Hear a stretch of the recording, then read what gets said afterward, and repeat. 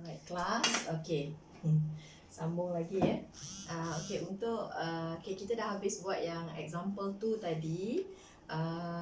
Kesimpulannya, if X bar is the sample mean taken from an infinite population or a finite population with replacement. Ni ada replacement with mean mu and variance sigma squared, then Ex bar or mean for sample mean samalah dengan mu and var x bar iaitu variance for sample mean sama dengan sigma squared bahagi n. Okay. Satu lagi case, if x bar is the sample mean taken from a finite population of size n without replacement. Yang ini without replacement with mean mu and variance sigma squared, dan Ex bar-nya akan sama dengan mu. Okay, tapi ada kelainan sedikit untuk formula var X bar-nya. So dekat sini kita masih lagi yang without replacement, Ex bar masih lagi sama dengan mu. Tetapi var X bar-nya dekat sini, var X bar ni dia akan sama dengan sigma squared bahagi n. Kalau tadi sigma squared bahagi n kan, kalau yang with replacement.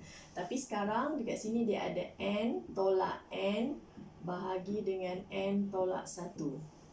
Boleh check. Ini capital N. Capital N. Jadi maksudnya kalau n yang kecil ni untuk sample size, manakala n yang besar ni adalah untuk population size. So this one also the sample size, while this one is the population size. Okay, kita tengok example 3. A population X consists of 3 numbers. Population X ini terdiri daripada 1, 4, 7 lah. Ini adalah populationnya 1, 4, 7, and then find the mean mu and variance sigma squared. Mu dan variance itu tak diberi, so kamu buatlah guna kaedah macam tadi kan, 1 tambah 4 tambah 7 and then divided by 3, so you all got 4 here.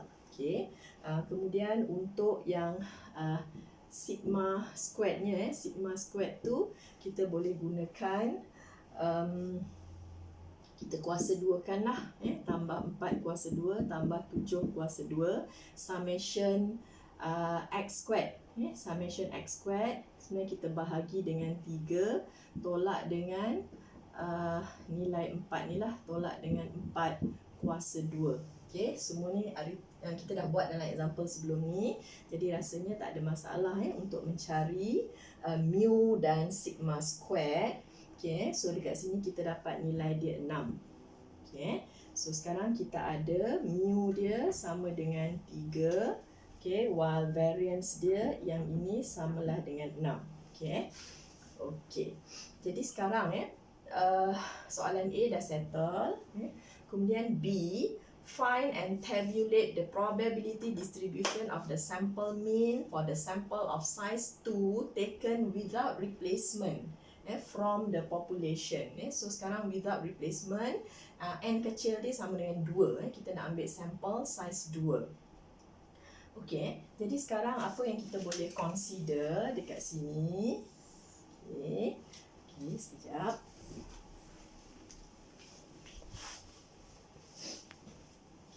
Jadi untuk soalan B ni, untuk soalan B, sampel, saya sebab tak banyak pun sampelnya, jadi saya boleh buat secara melintang sahaja. Kemudian kita ada sampel. Boleh buat secara melintang, sebenarnya kita buat mendekat kan. Ini adalah nilai X bar saya. Jadi sampel dekat sini, apa agaknya sampel yang terlibat? Boleh jadi nombornya ialah 1, 4. Dalam kes ini tak ada ulangan, takkan ada sampel yang 1, 1, 4, 4, 7, 7, itu semua tak ada. Jadi without replacement. Jadi maksudnya kemungkinannya kita akan ada lagi sampel 1, 7, 1, 7. Kemudian kita ada 4, 1, 4, 7, 7, 1, 7, 4. 4, 1. Kemudian kita ada lagi 4, 7. Sorry. Rasanya cikgu tak payah buat kurungan lah macam susah sikit kan. Sekejap.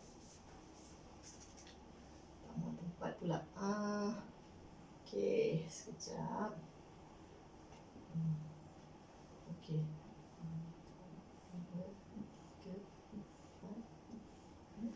So yang kita ada nanti sampel dia adalah 14, okey, 14, 17, okey, kemudian kita ada 41, 47, okey, kemudian kita ada 71, 74, 71 dan 74. Alright. Okey. So itu sampel yang tidak berulang lah, without replacement of size 2. Okey. Jadi nanti kat sini kita kira X bar dia lah. Maksudnya 1 tambah 4 bahagi 2, so kita dapat 2.5. Yang ini kita dapat 1 tambah 7 bahagi 2. So kita dapatlah kat sini 4. Okay, 4. Jadi kat sini 2.5, 5.5. Kiralah dia punya X bar 4 dan 5.5. Okay. So dah dapat macam tu. Kita boleh masukkan dia dalam satu probability distribution table. Probability distribution table. Okey, kita masukkan.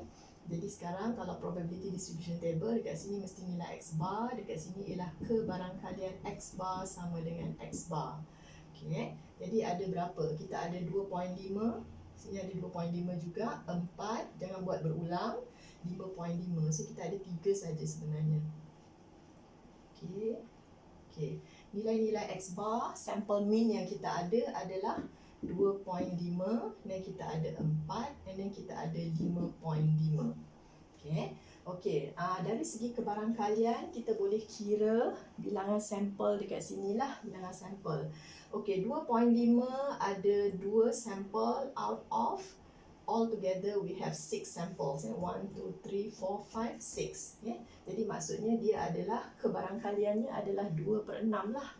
Maksudnya ialah 1/3. Okay, kemudian 4 ni pula kita ada 2 sampel also out of 6. So kebarangkalian also 1/3, and same goes to 5.5, which is 2 samples out of 6. So we have the probability of 1/3. Okay, so dah siap dah kita punya sampling distribution for sample mean, or the probability distribution of sample mean. Okey, jadi dalam soalan C kita dah boleh terus mencari EX bar. EX bar, jadi kita terus ambil lah hasil darab inilah, 2.5 darab 1/3 tambah 4 darab 1/3 tambah 5.5 darab 1/3. So kita terus dapat dekat situ. Okey, nilai dia adalah 4. Okay, you all can check lah. So dia mesti sama lah dengan di sini. Sebab EX bar masih lagi nilai dia sama dengan mu. Okay, kita dah dapat yang itu. Kemudian kita nak tunjukkan tentang var X bar, kita perlu mencari EX bar squared. EX bar squared dulu. Okay, jadi maksudnya saya ada ini kat dalam lah. EX bar kuasa 2. Okey, so kat sini saya ada 2.5 kuasa 2 darab 1/3 tambah 4 kuasa 2 darab 1/3 tambah 5.5 kuasa 2 darab 1/3. So dekat sini saya dapat 17.5. Okey, 17.5. Okey, dan kiralah dia punya var X bar. Okey, var X bar. So kita gunakan formula ini 17.5 kemudian tolak dengan 4 kuasa 2. So dalam kes ini kita dapat 1.5. So that one will be the var X bar. Now we are going to check whether this one akan menepati yang ini. Okay. So kalau kita nak gunakan formula itu tadi, okay, kita check dulu apa dia punya n. Sample size ni ialah 2. Okay, the population size is 3, yang asal tu ialah 3. Okey, jadi sekarang cikgu dah dapat tadi dekat sini adalah dia punya var X bar. Okay, sorry, kat sini ialah sigma squared. Jadi maksudnya var X bar kita mestilah sama dengan sigma squared bahagikan dengan n. Kita ada n tolak n bahagikan dengan n besar tolak 1. Okey, kita let us try to check whether this one is correct or not. Sebelah kiri sama tak dengan sebelah kanan? So dekat sini saya ada 6. Okay. Sini ada 6. Kemudian saya bahagikan dengan sample size saya ialah 2. Okey, kemudian dekat sini saya ada N adalah 3. Okay, 3 tolak dengan 2. Tolak 2. Kemudian saya bahagikan dengan 3 tolak 1. Okay, so 3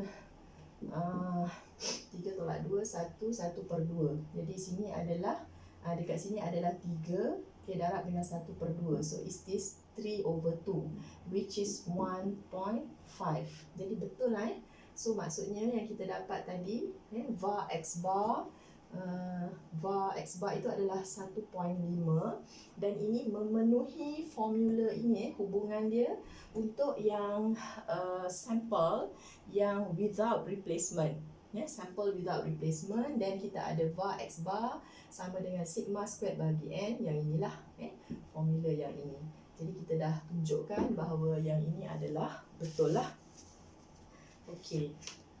Jadi kamu boleh ingat lah kalau katakan with replacement tadi macam yang sebelum ni, kalau yang without replacement then dia akan jadi macam formula ini. Okay. Alright. Then sedikit lagi standard deviation of the sampling distribution of the mean. Standard deviation yang kita buat ni tadi adalah variance. So kalau standard deviation, kita akan ambil punca kuasa 2 untuk variance. Jadi standard deviation ini juga dipanggil sebagai standard error of sample mean. Standard deviation, kalau cikgu guna istilah standard error, maksudnya itu adalah standard deviation for sample mean. Kita ambil punca kuasa 2 nilai di sini. Kalau dalam kes ini standard error dia adalah punca kuasa 1.5 lah. Okay. If the random sample of size n is taken from a population with mean mu and variance sigma squared, then the standard error of the sample mean dia akan sama dengan dia punya simbol untuk standard error. Kalau yang ini var x ini, okay, untuk yang variance. Okay, kalau yang standard error kita akan gunakan sigma x bar. Digunakan sigma. Yang ini sebenarnya sama dengan sigma squared. Okay, so kalau yang ini kita akan gunakan sigma x bar, ataupun kadang-kadang dalam setengah-setengah buku dia gunakan sx bar.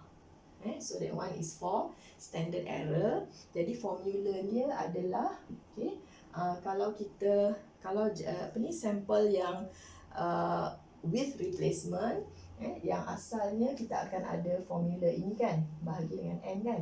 Jadi kalau ini adalah dia punya var x bar lah. Okay, ini adalah var x bar. Jadi maksudnya, boleh tulis kat sini, sigma squared bagi n. Okay, so yang ni padam lah. Okay, sigma squared bahagi dengan n. Okay, jadi maksudnya kalau yang ini dia akan jadi formulanya adalah punca kuasa 2 sigma squared bahagi n. Sebab tu kita dapat dekat situ formulanya adalah sigma bahagi dengan sed n. So this is the formula for standard error, which is denoted by sigma x bar, ataupun kadang-kadang boleh juga gunakan sx bar. So kalau katakan simbol ini yang keluar, maknanya itu adalah standard error, ataupun standard deviation of sample mean. Okay. Okay, if the sample size n is large, then the standard error is small. Maksudnya standard error ini dia bergantung kepada nilai sample size atau n. Nampak kita ada bahagi dengan n kat sini. So kalau besar n, besar sample size, kita ambil sampel yang bersaiz besar, dan dia akan mengurangkan kita punya standard error. That's why kita katakan bagus kalau semakin besar sampel yang kita ambil, sebab dia semakin mengurangkan kita punya standard error. Kalau kita ambil sampel yang kecil sahaja, dan dia akan meningkatkan kita punya standard error. Okay.